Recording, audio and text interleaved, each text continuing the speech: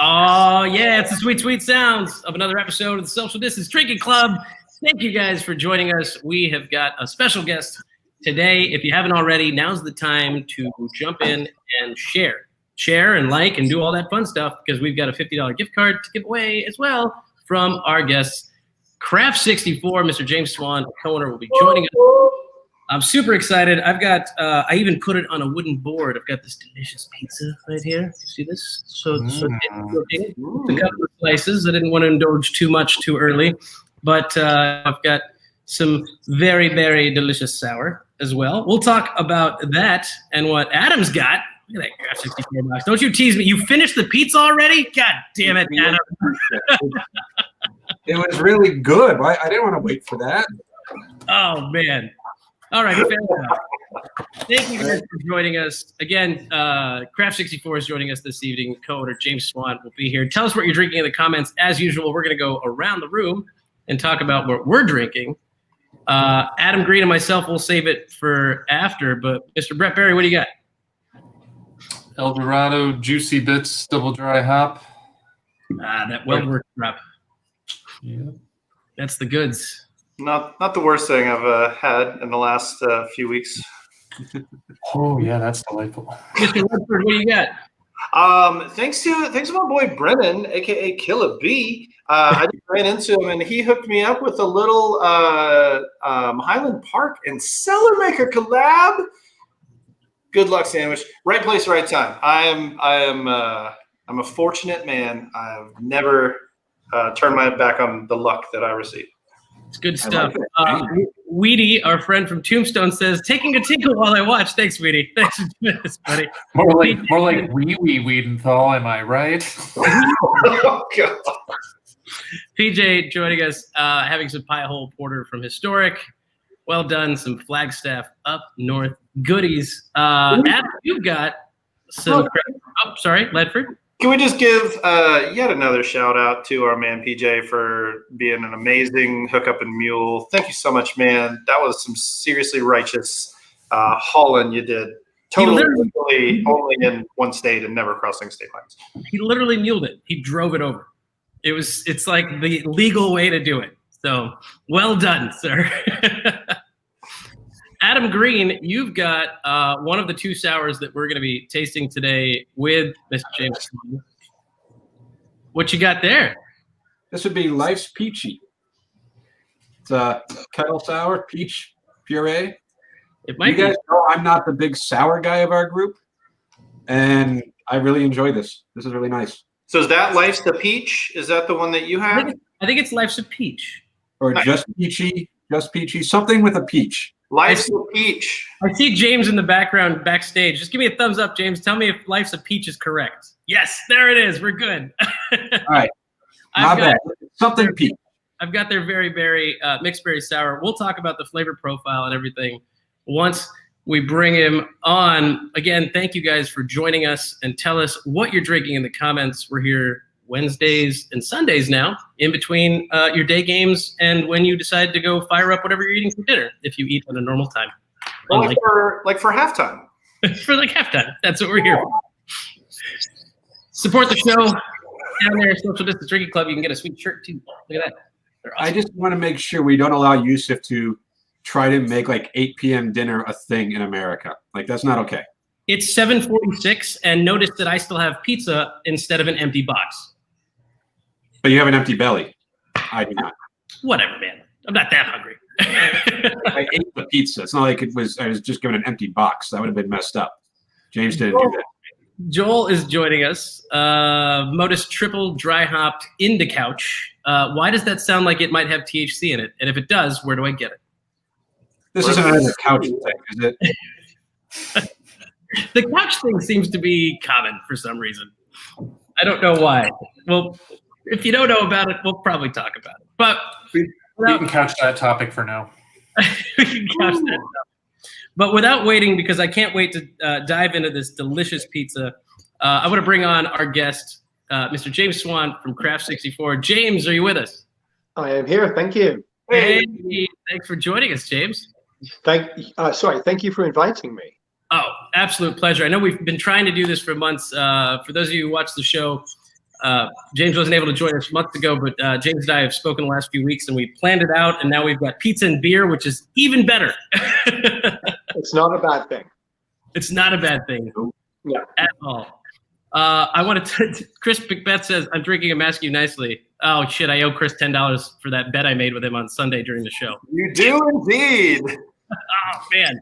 Hey, Chris, I get first dibs on debts that are owed to people because Yusuf hasn't paid me for Peer Project beer yet. We'd have to bet on a different sport with James, but we'll get to that in a second because I know he's a Tottenham supporter. Yeah. Until I die, sir. James, you guys opened up the first Craft 64 in Scottsdale how long ago now? Almost 6 years ago. Okay. And now we've got one much closer to home for me here in Chandler in downtown Chandler. Right. And that opened when? 16 months ago. Okay. So half of that. In COVID years, that's like 3 months, right? Yeah, trust me. Yeah. You've got that right. It is indeed about 3 months. Can we cancel this year? Can we just hit rewind, go back, start Not again? if we have to do it over again. No. I mean, been without COVID, of course. I think we'd have to at Blockbuster Video and ask them for the Be Kind rewind stickers. There you go. That's what we need. That should James, be I've been advocating that should be the name of the coolest new collaboration beer between Arizona breweries. Whoever does it, however it works out, that should be the name. Be Kind Rewind. or shut up and put a mask on. Yeah, there you are. So we do collabs. Brett, what were you saying? Oh, I was just going to say that nobody has tried unplugging and plugging 2020 back in yet instead of just rewinding. We waited about all that for that comment. It's all about timing. James, let's start with the food you got us before we get into a little open format conversation. We picked the ahi pizza or the aji pizza, depending on how you want to. Tomato. Tomato, indeed. Yeah. So, fresh Arizona jalapenos, emulsified in a sauce with fresh squeezed lemon juice, organic garlic, cracked pepper, sea salt, and olive oil. I won't tell you exactly what parts and bits and bobs make it all together, but that is the basic recipe for the aji pizza sauce. So this is a shirt from the Chandler location. I went and I was picking up my pie, and the guys there were making it. So I was told the jalapenos are going to be a little spicy. I got mine without the fennel sausage. I got a mushroom substitution, and also got to watch it get put right into that beautiful oven. That is an Italian flag on the side of that brick. That's some real pizza oven action right there. Yes, they are real Italian wood-burning pizza ovens. That looks so good. I ate dinner and I'm hungry again right now. If we have somebody drive it down to you, it'll still be good, I promise. No, Maybe Adam can mail me his empty box. Now, James, Right on the wall behind you with those guitars. Yes. I can do that. James, I want to, if I'm not mistaken, you guys make your own mozzarella in-house, correct? We do. We make the mozzarella every day. The dough is made fresh. The sauces, the dressings, everything's sourced, all the ingredients as locally as we possibly can. And again, made fresh in our kitchen. No fryers, no microwaves, no freezers. Oh, well, what more can you ask, right? Apparently, you can ask for this. Chris McBeth says that pizza looks so good, I'd be willing to go to Rome, I'm assuming, and purge first dinner for second dinner. We've actually had quite a few people who have traveled to Italy. In Scottsdale, we see a lot of tourists, especially being right next to the Valley Hub, the resort. So we see tons and tons of people who've been many places. And the first thing that comes out of their mouths as they taste our pizza is, this is as good and or better as what they've had in Italy, which is, I don't know that there is a higher compliment, and I'll take it every day. All day. I can tell you right now, just the smell of it is better than anything I've had in Rome. But for those of you watching, I'm not a big fan of Rome. Sorry. Now this. It's a really good pizza. And James, like I had a chance to talk with you when I picked up mine earlier. And once again, thank you for the pizza and beer. But like we were talking to meet you. Yeah, no, and like Craft 64, I'd gone there to the one in Scottsdale a few times. I don't know how many, but it became like a regular place to go to for like a nice night out. It's not like doesn't overwhelm you. Like you have to dress up and be all fancy. You can get really good food and really good beer. And like Craft 64 is that, I assume, like what's the 60? Like, what was the concept? What was the, I guess when you started this all, what were you trying to accomplish with it? Well, the name Craft 64 comes from, well, the fact that everything we do is craft. Everything is made from scratch. Everything is sourced locally, all of that sort of great stuff. But 64 was 64 ounces in a growler. And back in the day, you know, the licensing in Arizona as far as liquor and or beer went was really different. We kind of had a monopoly on the growler in our area. Not any license. There were only very specific licenses that could fill a growler. And we had 34 beers, and they were all 100% local Arizona beers of all different types that we could fill all the time in growlers and take them away. So it was a really big part of what we did in the beginning. It was a huge part of our business and a huge part of our program. I feel like when I first thought it was like maybe you had 64 different beers on tap, but then it's like, you're not Baskin Robbins, so I don't know why I just assumed that. But it was always local beers, I remember. Like it was always. We've never, ever gone away from it.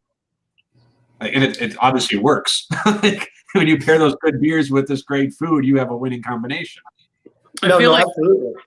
if I sit here and eat while you guys have this conversation, we'll reach our mukbang audience where people go watch videos of people eating food. So you guys continue. I'm gonna eat this pizza. I won't early for dinner for you. Great question. Actually, James, what time do you eat dinner normally? I never have a time. It's when I can. Thank you. You know, I'm in a restaurant. I'm running around, and if there's 5 minutes to eat a pizza, I sneak a pizza in. Wait, no fair asking a restaurateur. That's that's literally Yusuf's wheelhouse. I mean, like, yeah, the hallmark of being in the service industry is shoveling food into your face over a trash can. Whenever you get it. I know that feeling. I do it all the time. Can we look at Yusuf though? When James says no specific time, Yusuf took that as a win for his side. By the way, we understand that, right? He's like, "Thank you for saying you don't eat dinner at any specific time." As if no, I can't. There's just no way to do that. I run on hospitality time. That's what I do. I mean, I come from that industry in general, so hospitality time is what I run on. James, we got a question from the audience for you. Yes. What farms do you source from, or what maybe local distributors do you source from? Everything we do comes mostly from local distributors, with the exception of things like napkins and straws. Everything comes locally. McClendon Farms is where all of the veg comes from, as one example. Nice. And McClendon comes up quite a bit. I believe our friends over at the Breadfruit also use stuff from McClendon Farms. I believe Tamara does as well at Cotton and Copper. I may be speaking out of turn, but I recall that being a thing. And we take it one step further, actually, for Chandler. McClendon wasn't a big fan of delivering all the way down to Chandler. He has the area that they like to deliver to. So we have it delivered to Scottsdale, and then we run it down to Chandler. Nice. Yeah. Dedication. But that's part of what you guys do, though. I mean, everything needs to be local, right? Or as much as we possibly can. And if it doesn't come locally, it comes from a locally owned business. Which is what we always push for, is supporting local. Real quick, guys, if you're not already following them, find them on Instagram. It's at Craft64 Chandler and at Craft64 Scottsdale. 2 locations. Whichever one's closest to you, get to it ASAP. Obviously, you guys do more than pies. I've been there for charcuterie boards and delicious salads. I was just feeling very gluttonous today, so we all went carb heavy. But there's nothing wrong with that.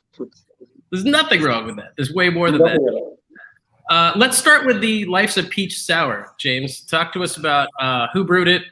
And if that's what it's really called.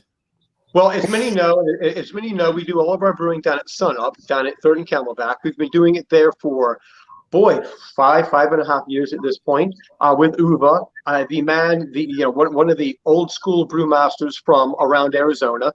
The man has forgotten more about brewing than I know, and I'm really lucky to be able to participate, to bring my recipes, and to create something there that he allows me to bring to fruition. It's an amazing partnership.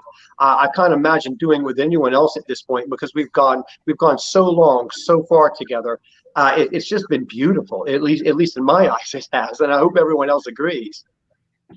I had a taste of it when I stopped into the Chandler location. Adam Green has an entire growler of it. I have the berry, which we'll get to in a second. Let's talk flavors. Entire growler of it. I have about half a growler left at this point.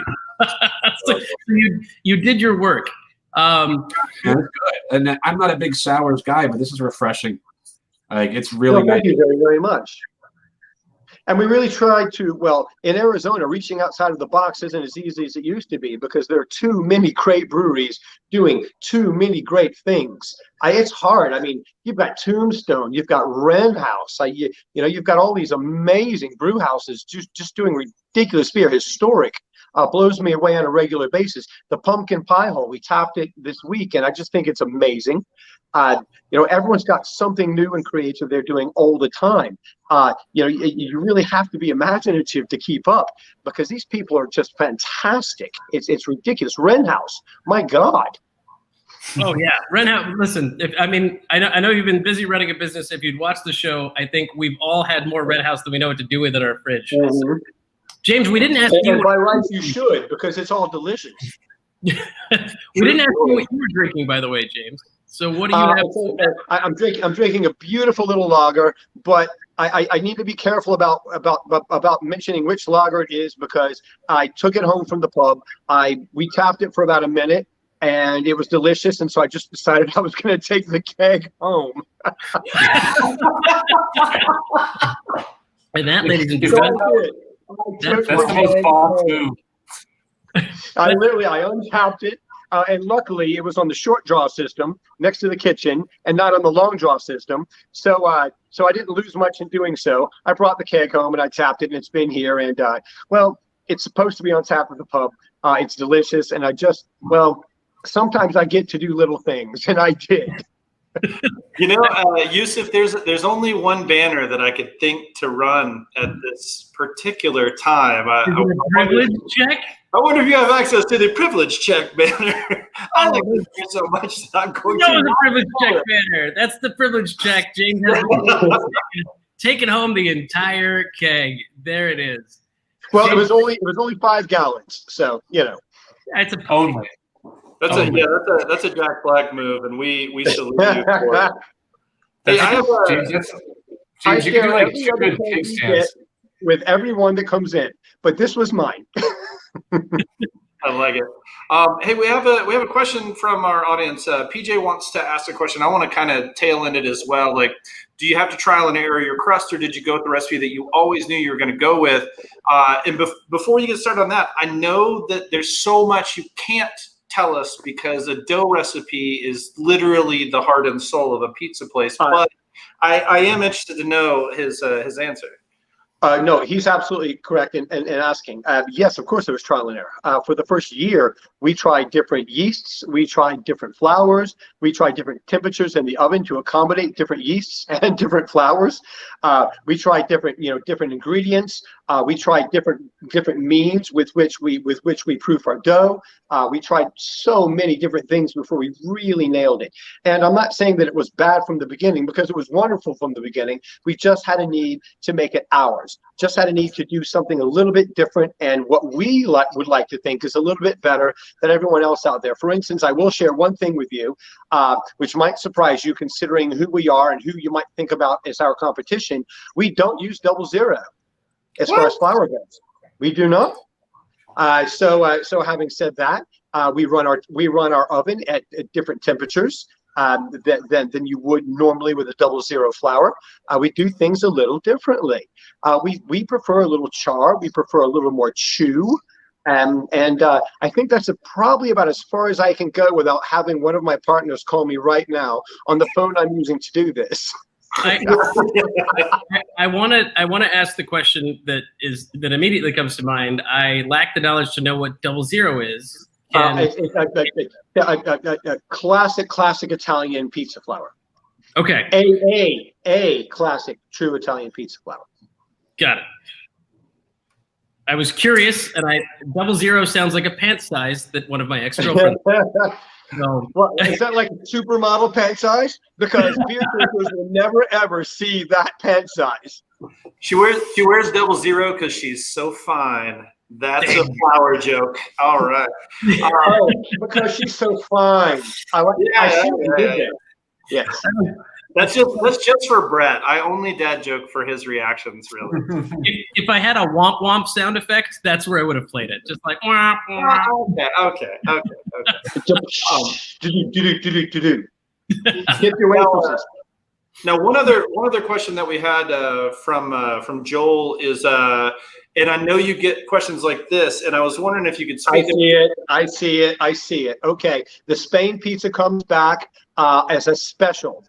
Fairly often, not as often as I'd like to see it come back, but the guys in the kitchen all like to spread their creative wings and do things the way they want to do them at different points in time, and they're allowed to do that. So some of the things that we used to do come back and forth, at different points in time in the year, but we really like to try to spread our wings. For instance, the last pizza special was made with hatch chilies because, well, 'tis was the season, and Napales. And I tell you what, people love our Aji pizza for I think you guys are eating it now. So the fresh Arizona jalapenos emulsified in the sauce, but the Napales and those hatch green chilies that were smoked out on premise, by the way, were even hotter than the Aji pizza this go round. It was freaking fantastic. And these are spicy, by the way. Jesse warned me, just to show everybody, I went and picked up pizza there. There's Jesse on the end, on your right on the screen. Jesse warned me that is my brother. By the way, that is my brother from another mother. Jesse is? Yes. And then we've got Scott, who is right next to me. And yes, my partner, Scott. Yep. And then Bear is there as well. Yeah, you got Bear. Bear's old school. He's been around Arizona forever. The man has owned bars, and one was called Chasers for a long time. He's a source for information you wouldn't believe. I can't imagine doing it without him. Love it. Nice. So now that we talk Life's a Peach, let's talk this berry sour, which is just berry sour. Blueberries and boysenberries. It's beautiful. Thank you. We did leave it unfiltered. The acidity is there. I tried Life's a Peach when I was at the Chandler location waiting for my pie, and Life's a Peach goes down smooth, easy to drink, crushable, as they say. Crushable. I like that. This has a nice bite to it, and I like that it bites back. Talk to me about the process of making this and what you guys went through. Well, the bite you're referring to is actually comes directly from the fruit. It's tannins. It's tannins from the skins of the fruit. At least that's my approximation. I'm pretty sure that's where it's coming from. Having said that, I think it's absolutely fantastic. And the one thing about this beer is that the keg has to be shaken up constantly. That fruit just likes to settle right down to the bottom.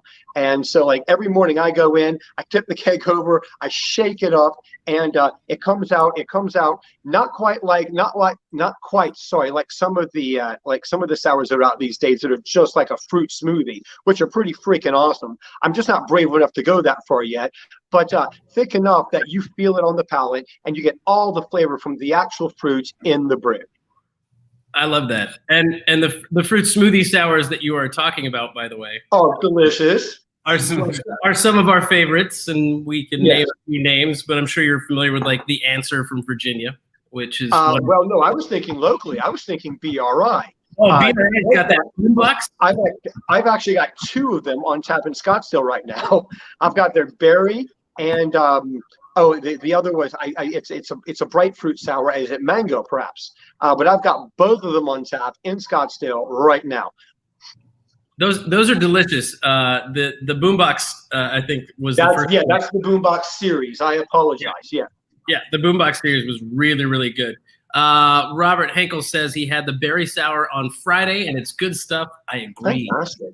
Mr. Henkel, thank you. Now the one problem with going too far, and now I'm lucky because I have that short draw system on the one side in Scottsdale.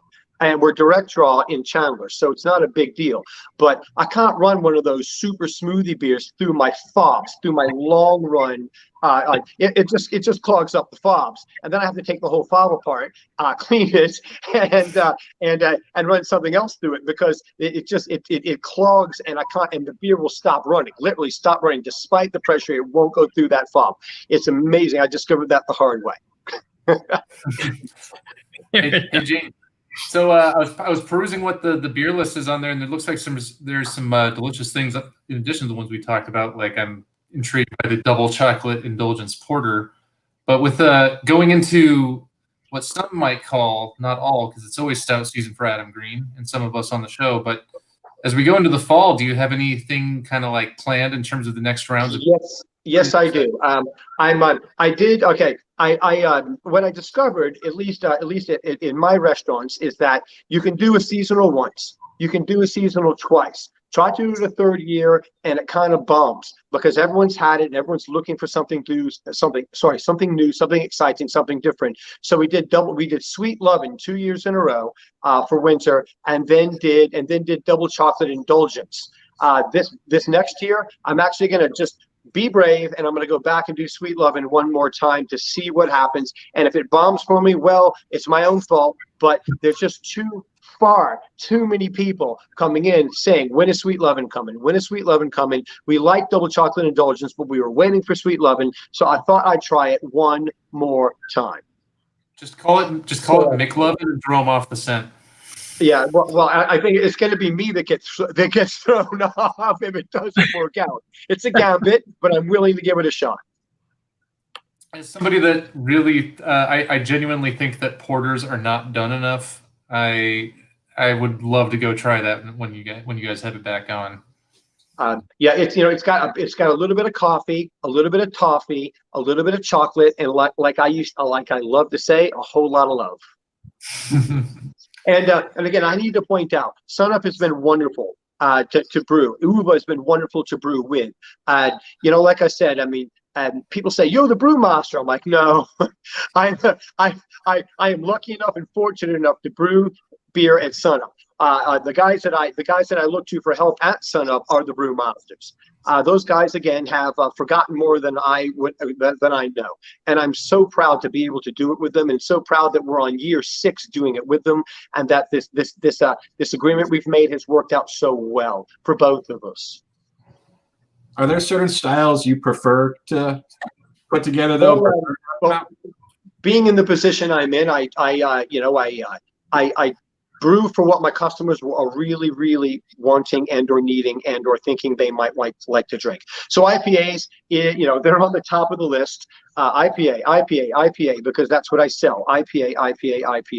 And the lagers lately are coming next. The wheats and ambers, because I'm in Scottsdale and in Chandler, are still doing really, really well.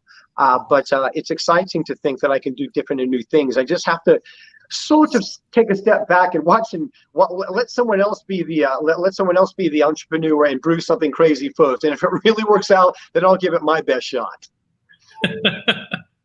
And again, because I said it earlier, there's so many great breweries here doing things all the time that are just off the chain. That I do have the luxury of sitting back and watching and going, I tried it and it's delicious. Okay, so maybe I'll give it a shot. Or, I love this, but I don't think my crowd would really want to drink it. Or I won't, when I brew at Sunup, I have to, if it's on the 7-barrel system, I'm committed to at least 12 to 14 kegs. If it's on the 15-barrel system, I'm committed to almost 30 kegs. So I got to know I can sell it. You mean you don't want to go like aggressive tequila barrel-aged stout when in the middle of Phoenix next to a touristy hotel in Scottsdale? Well, I will say this. During Beer Week, we got a couple of great beers, and then COVID happened. I held on to a couple, just not being able, honestly, to put them on. I had Mud Shark's tequila barrel-aged blonde, and it was freaking delicious. But once it got hot, nobody cared. Luckily, it was a 5-barrel. sorry, 5 barrel, 5 gallon, and it didn't take long to go. But had I had everything that happened in the beer industry when COVID hit, had we not been shut down, that keg would have been gone in a matter of a day and a half. Oh yeah, I'm 100%. Instead, did you take it home and do keg stands yourself? I thought about it. James, we got a few questions that came up, so I'm going to pull them up real quick. One of them also came from Chris again. He says he's looked at the menus and can't find a gluten-free option. Do you have a gluten-free crust? He followed up with that in a separate comment. Do you have a gluten-free? No. Okay, no, I will answer it because I've answered it 100 times, and I will say this. First thing, just let me get this out there. I don't want to offend anyone when I say this, if there's a place they love and get gluten-free. But there's no restaurant that hand tosses their pizza that should ever offer a gluten-free anything, because the flour gets everywhere. There's no way to stop it. It's microfine. It's in the air. I have to change the HVAC filters in the front of the house system every week to 2 weeks, depending on how busy we are, because the filters become absolutely clogged with flour. And that's in the front of the house. In the kitchen, they change them every couple of days. The flour absolutely goes on everything. So it's really difficult to be honest with someone and say, I'm going to make you something gluten-free, when I can't be honest that it is. We have a couple of really good friends, one a former huge beer geek, Jerry Van West, who I hope is watching tonight, whose wife was diagnosed after years of feeling miserable, I mean, to the point where she was in the emergency room on a fairly regular basis, celiac. So knowing someone in that position, I take it really seriously. There's no reason for me to make a promise I can't keep and hurt someone that I might actually damage by promising something that might not just quite be there. And I hate to just rattle on about this, but the fact that we take it very seriously, I think, should be really important to people who might appreciate the fact that we're not risking anything on this. I think that's important. So the answer to the question there is that you guys don't have a gluten-free crust. We don't. I'm sorry, no. But now we do. Now we do mozzarella, and we have salads, and we have lots of other things that are technically gluten-free. But if you're a celiac, I'm the wrong place to come. And it's not that I want to turn away business. I just don't want to hurt you. It's safe, and it's a good choice. There is a lot of other food, Chris. There's other stuff. The charcuterie board I've had there is phenomenal. Like, there's plenty of other things you can have. Unless you're celiac and lactose intolerant, in which case, what are you doing there? Exactly. No way. And I hate to sound so serious about it, but we are very serious about it. What we do is what we do. We try to do it very well, and I wish I could appeal to that clientele. But being that the flour is unstoppable, I just don't want to take the risk of getting anyone sick or It's a good answer to that question, 100%. And so thank you for answering that. And Chris, hopefully that doesn't turn you away from going over there to grab some of their delicious salads and also a myriad of beers that they have on that wall at both locations, for sure. I hear that answer though, and I don't need to be gluten-free, but I love that answer because it's you saying that you care about your customers, even the ones that maybe will not be your customer because you can't do that. You care so much about doing right by them that you're upfront about it. There's no reason to take a risk with anyone's health when we know that it's just not reasonable.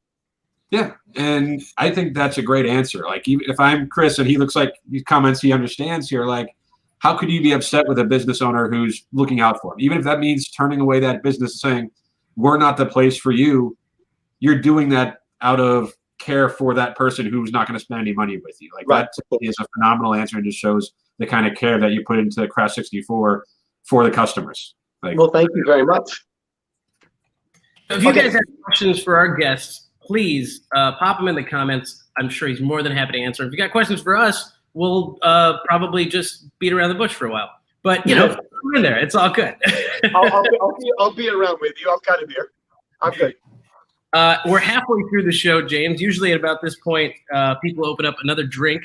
I have already poured myself another pour of this very, very sour because it's so good, and it actually cooled my mouth down and also, at the same time, enhanced some of the flavor from those jalapenos because they are spicy.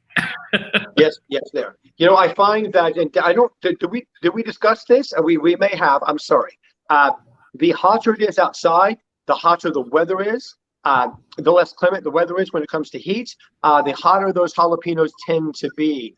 Well, it's a jalapeno, and it is what it is. But Arizona jalapenos are hot when the weather dictates such. Wait, James, are you saying that there's actually a silver lining to the fact that, say, in Tucson, we just hit our 100th record-breaking day of 100-degree weather, and in Phoenix, I'm sure it's even worse?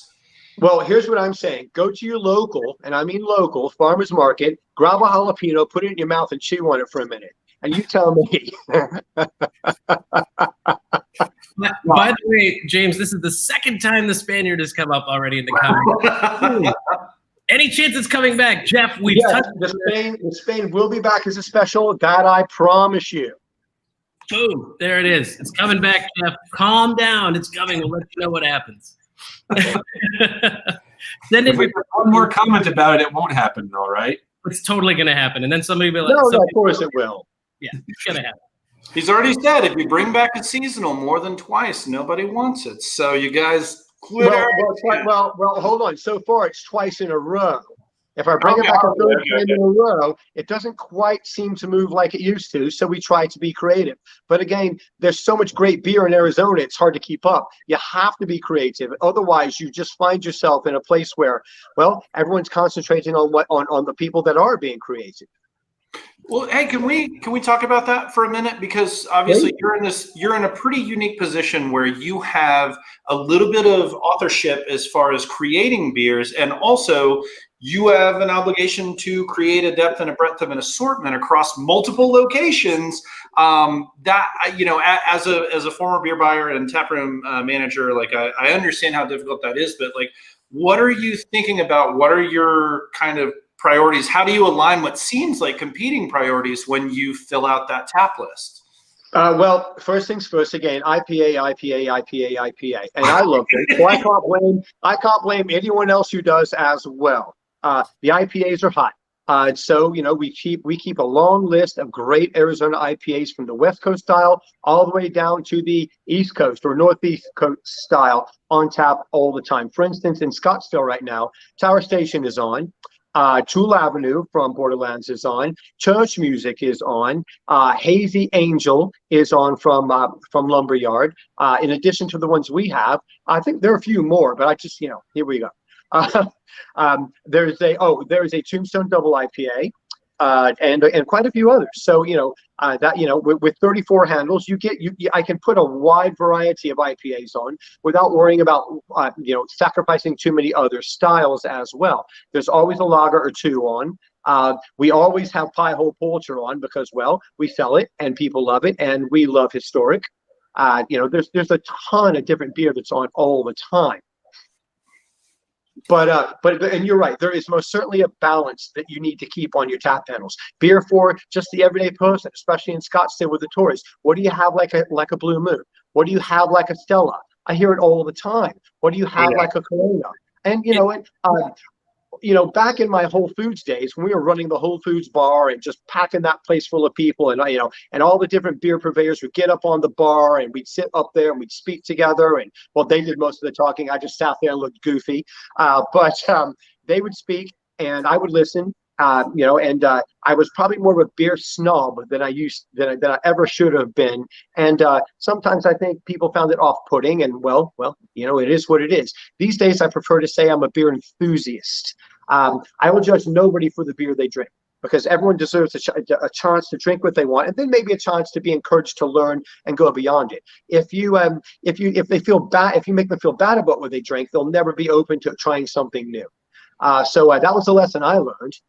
In wisdom, age comes with wisdom. Sorry, wisdom comes with age. And well, I'd like to think I have a little of both. I like that thought. I like that thought because I usually am the asshole of the group who chastises people for their beer choices, and your way sounds a lot. I used to be that asshole, so I know. Not that you're an asshole. James, you brought up something that I wanted to get to eventually. most of you guys don't know, I met James, I think the first time must have been in probably 2011, I'm guessing, ish, at Whole Foods. Where? Yeah, at Whole Foods, early 2011 and late 2010. Yeah, late 2010, early 2011, and there used to be some beer classes there. They were on. Yeah, we used to do the beer class. Were they Fridays? It was wine Wednesdays, and it was. And beer, yeah, and beer was on Fridays, and that was that day I was referring to, that we'd stand on the bar. I mean, everyone from reps from Firestone Walker, brewers from Stone, everyone stood up on that bar with me. And I have to be honest, that bar wasn't built real well. We'd stand up there and we were taking our lives into our own hands every time. I was sure it was going to collapse when Chuck Knoll from Crescent Crown was up there. Chuck, I'm sorry if you see this. I've got a photo I think I can share here without showing too much of my own Facebook, but there you guys go. Also, there's there you go. That's a picture. Whoa, baby. I know I can name almost everyone. Well, I have to put my glasses on, but I can pretty much name to this day everyone in that photo. Look at old Happy Moto up here. If you guys don't know, the brewery tours. We were all so young. There's Brian Myron there. I can't remember his name. Myron, and we used to call him Byron Myron. Byron Myron. You would stand up on that bar and yell his name. You would stand up on that bar and yell his name. I distinctly remember it happening. I was hoping to run into more photos of the Whole Foods situation. I do see a very young James in this one, though, right there. Where did you find that? It's on the list of photos that we have shared together since we've been friends. So, oh wow! Okay, so that's when that's when I don't even recognize. So there you are. Oh yeah, there we go. Wait, go back to Firestone. Go back one. Can you go back one? There you go. That was a night. Nice. I bet. We those bottles were on sale. We had a 5-gallon keg of that, and we just opened it and just kept pouring from it. The actual tap never stopped, and it only took minutes to run through the entire 5-gallon keg. We were pouring little 12-ounce glasses, and we just kept going and going and going until it was gone. And we actually didn't manage to give everyone a little bit or everyone a glass. Although here's the great thing about the beer people. Beer people are good people. And let me tell you what they did. The people who didn't get a glass of it, who were all lined up and packed into that place to get a glass, everyone shared with everyone else. And I just thought it was a moment. It was just one of those moments you remember, and you just like, that new Facebook emoji, that it's the care emoji. I just wish I could care it. Yeah. Okay. It was like the care emoji moment.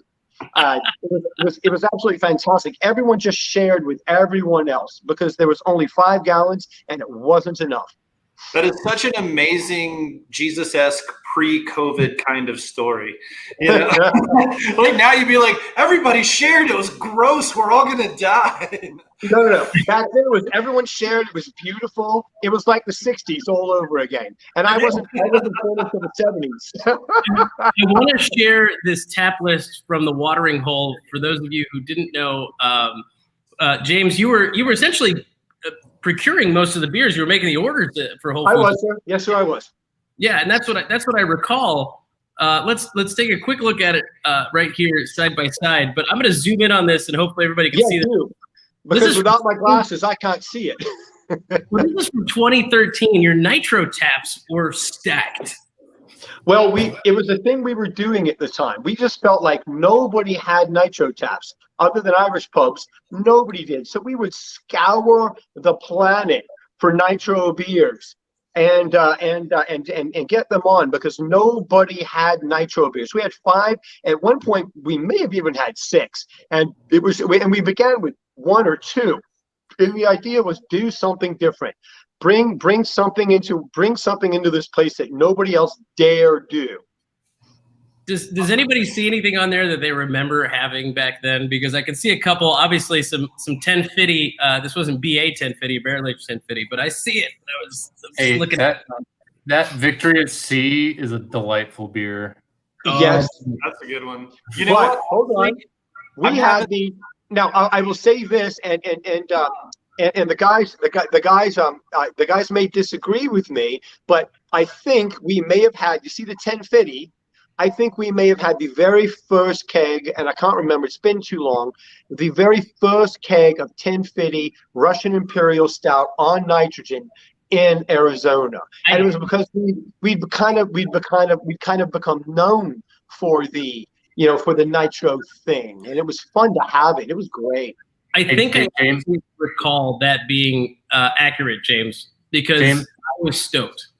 James, was that all just like a long con to try to get your nickname to be Nitro? You know what? You know what? My wife might disagree with you on that one. You know, the beer that I saw on that list that gave me the most nostalgia was the Sriracha Ace. I'm guessing that might have been the Brooklyn Sriracha Ace. Oh, it was.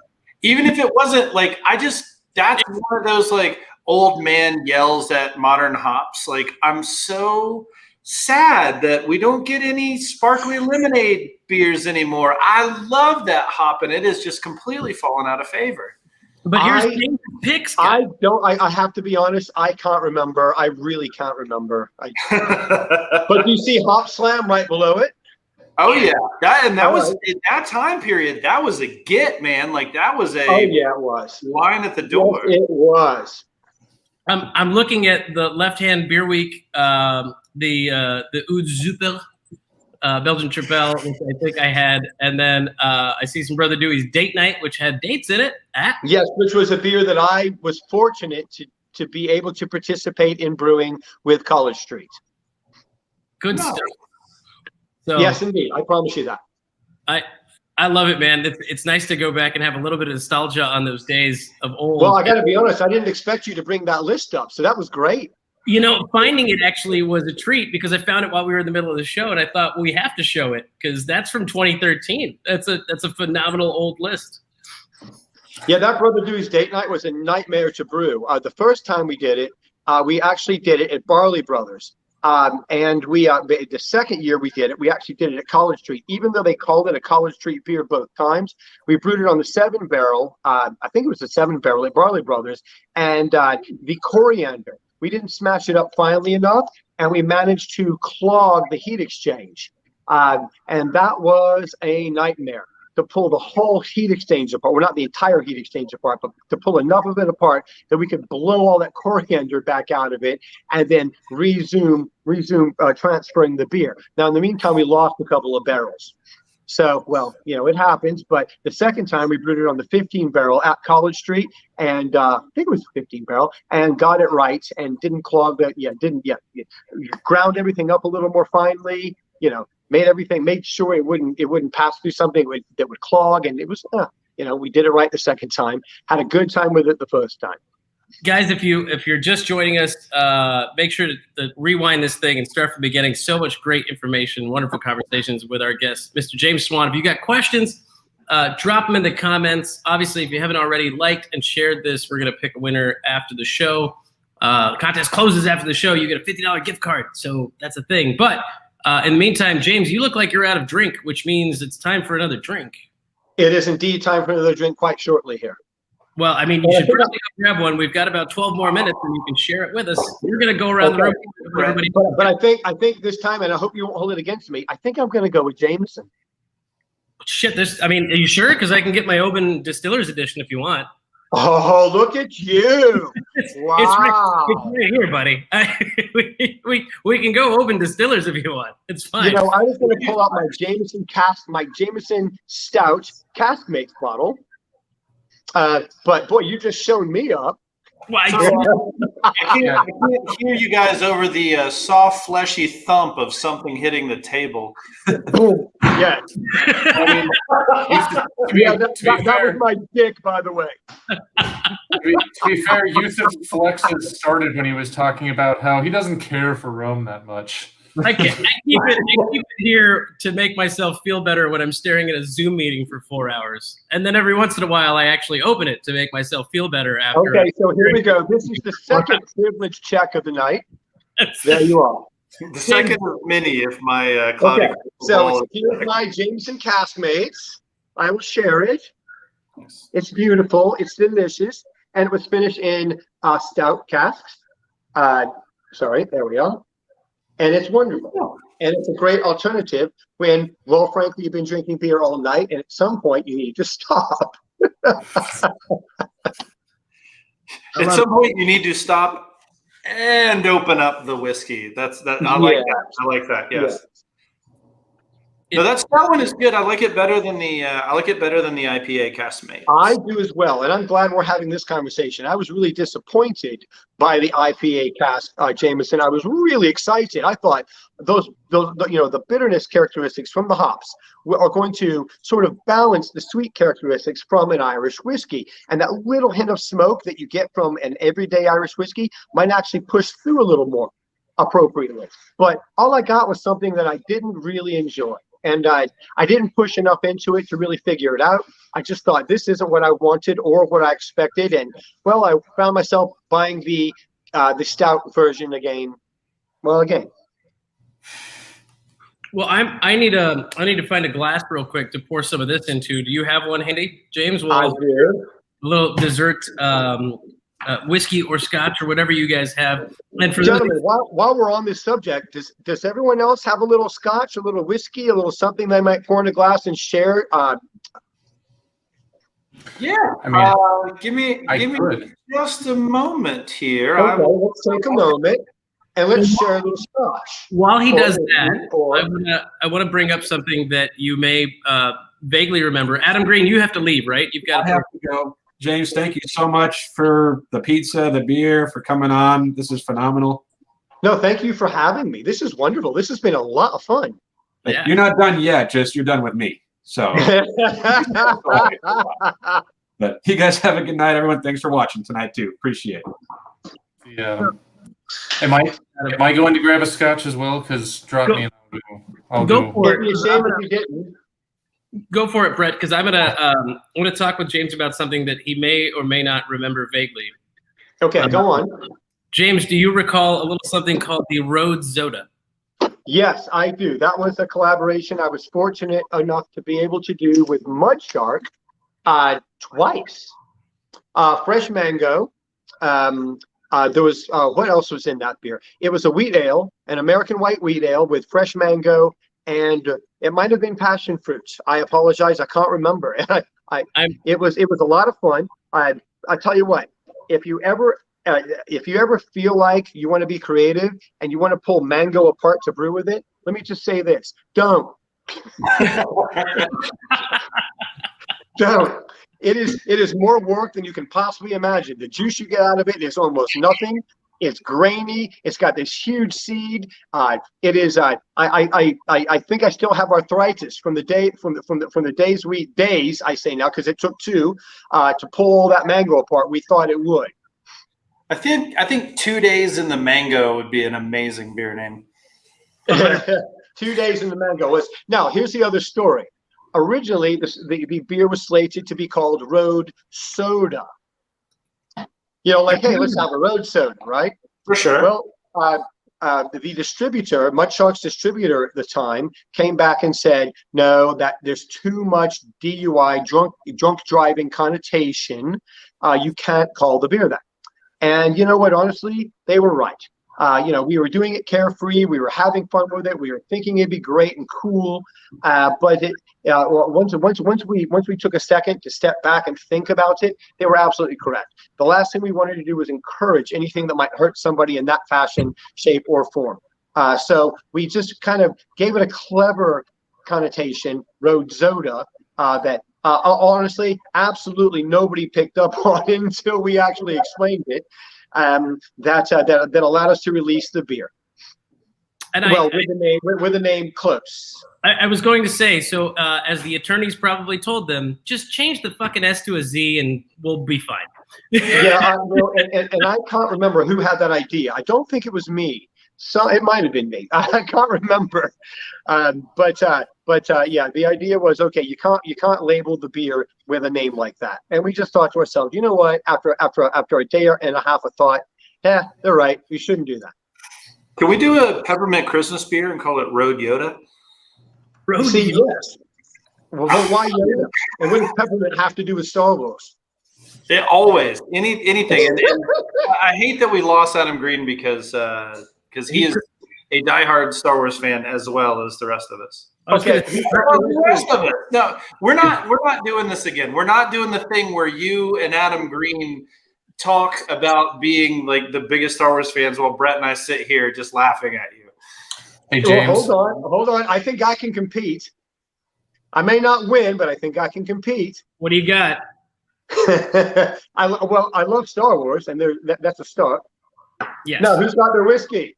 Brett, what you got? So I got two options here. I have the readily available, but I consider a very solid, kind of Bevmo bourbon cask reserve single malt that's not very expensive. But The Glenrothes. That's a wonderful whiskey. That's a fantastic little distillery. What year is it? Is it? Oh, that's the reserve. So there's no year on the reserve, is there? Yeah, this is like one of my I think very underappreciated by people. That yes, it is. Bevmo. Or I have something that is even more rare. You will have not heard of this because it is my old boss in the 90s bought his own keg and aged it for 24 years in Scotland, Scotch whiskey. They're called Bear. Well, what's it called? Well, H&P Stewart, it's Harold and Pam Stewart. Right. Okay, so they bought a lot of it. There you are. That's pretty cool. Yeah, they had their own. They paid for all that, aged it, and established a company to be the importer of this. So this was quite the Christmas present one year. Can we get a banner real quick? Is that an option for us? Whatever you want, buddy. Write it up. What do you want me to? Yusuf, what is your whiskey? What have you got? Well, I went straight for the Oban Distillers edition. Okay, you just did it. Okay. Adam, how about you? I'm going for the Macallan Gold double cask. That's a beautiful bottle of whiskey.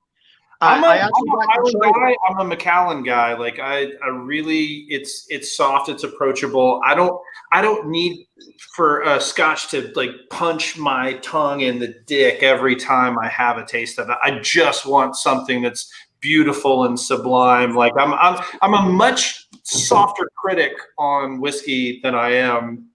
Brett, were you gonna say beer name? I was gonna say punch my tongue in the dick.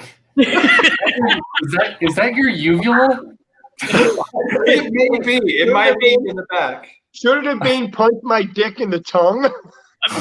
Ooh, I mean, personally, I would prefer that. If you could do that, that'd be great. I mean, like, not you guys personally, but that sounds better. Let's go to the audience. Would you rather punch Yusuf in the dick of his tongue or the tongue of his? I'm already getting choked out by Tamara Stanger from Cotton Copper for charity. Please, nobody fucking punch me in the dick. I'm good. I have to arm wrestle Burns McBeth, so I mean, it's true. Let's make Brett do something. Justin Richard said, by the way, rolling back, green lightsaber is the green mint reference. And then I want to bring this up. Chris, always watching the show. Appreciate you being a super fan for us. This is for you, James. Chris says, James, Amy Macbeth, which is his wife, and I concur. You're one of the best guests in the show's history, which is saying something. Your depth of knowledge, memory, recollection, and commitment to excellence are exceptional. We've enjoyed the discussion very much. We've all enjoyed the discussion as well. Thank you. And Chris, thank you for that lovely comment. And James, thank you for joining us. We love to bring people like you onto our show and share these experiences and these beverages with everyone else watching. But hold on, before we stop, we all have to drink together. Indeed, which is what we always do. Salud, we're not done yet. We're going to wrap up the show after a quick toast here. Salud. Cheers. That is delicious. Yes, it is. That is so good. James, thank you again for joining us. Guys, if you're not already doing it, it's at King James Swann. Don't follow LeBron James. Just follow King James Swann. King James Swann right there. So you can follow him on Instagram as well as checking out the delicious, I think it's 34 tap handles at both locations, right? 34 tap handles in Scottsdale, 30 in Chandler. 30.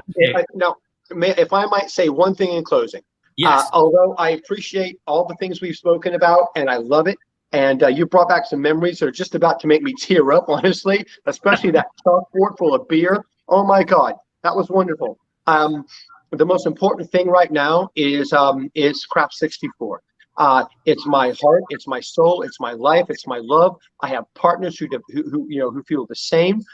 We commit every ounce of passion And every ounce of commitment we have, I just said commit and commitment, I'm sorry, to who we are, what we do, and how we do it. We call it Craft 64 because we do believe in our craft. Well, with that being said, if you guys aren't already following them, it's at Craft 64 Chandler, at Craft 64 Scottsdale, www.craft64.com. Support local because we freaking love to do the same. And also support the show so we can keep doing this and bringing great guests to you guys as well.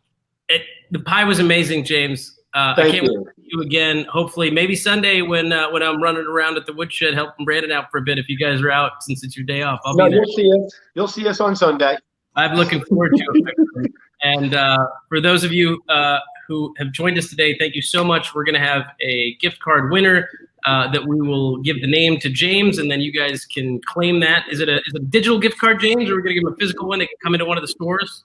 It will be a physical gift card, and that's a great question. It will be, but I want to do something else, if you don't mind.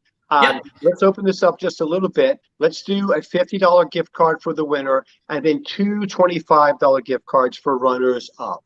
I'll tell you what, we'll do the other two $25 gift cards, James, throughout the rest of the week. Yes, I am absolutely happy with that. And I'll ping you tonight. We'll launch it tomorrow on Instagram and Facebook, and we'll have until Sunday's show, guys. You'll have to tag, and we'll put all the instructions on between now and Sunday for the two other $25 gift cards. So thank you so much, James. I appreciate it.